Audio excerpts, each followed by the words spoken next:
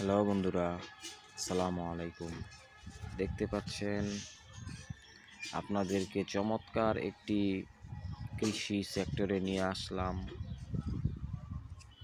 আপনারা দেখেন, এই জমিটা হলো একটি নিচু জমি। এই জমিটায় বর্ষাকালে কোমর পানি অবধি লেগে থাকে। তাই আমাদের কৃষক ভাই দেখেন কি একটি চমৎকার বুদ্ধি খাটিয়ে উনি এই নিচু জমিটাতে অসাধারণ কৃষিকাজ করতেছে। উনি এই পুরা জমিটায় ব্যয়বহুলভাবে উনি মাটি একত্র করে জায়গায় জায়গায় মাটি জমিয়ে ওইখানে উনি যেই সমস্ত লাউয়ের বীজ উনি বপন করেছেন, উপর দিয়ে দেখেন উনি কি সুন্দর করে। এখন বর্তমানে কৃষিতে অল্প খরচই হয়। দেখেন একটি মাচা দিছে, ওপরে যেই মাচা দিছে শুধু সুতা দিয়ে, এগুলা বাজারে বেশি দাম না, বেশি টাকা খরচ হয় না, আর কিছু বাঁশের খুঁটির মাধ্যমেই হয়ে যায়।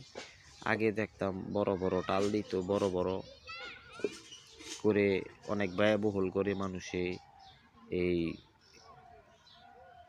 কি বলে এই মাচা দিত আর কি। আর এখন এই অল্প টাকার ভিতরে কৃষকরা মাচা হয়ে যাইতেছে। আর এখন দেখেন এই মালচিং পেপারের কথা যদি একটু বলি, এই কৃষক ভাই গত বছরও এভাবে এই মালচিং পেপার বিছিয়ে উনি ভেন্ডি বা ঢেঁড়স যেটি বলেন আপনারা, এটা চাষ করছে। এই রোজার আগে পরে উনি 100-150 টাকা কেজি পাইকারি দরে বিক্রি করছে এই ঢেঁড়স। তো এখন উনি আবার এই বছর উনি ঢেঁড়স লাগাইছেন ঠিকই এই মালচিং পেপারের মাধ্যমেই।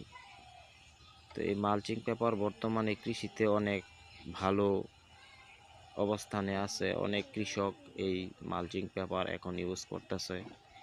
মালচিং পেপারে অনেক আগাছা দমন হয়, আগাছা বেশি ওঠে না, তাই মালচিং পেপারে সুবিধাজনক। দেখুন এই কৃষক ভাই লাউয়ের সাথে উনি দিয়েছেন উস্তা বা করলা যেটি বলেন, এটা উনি দিয়েছেন। তো অভাবনীয়, মানে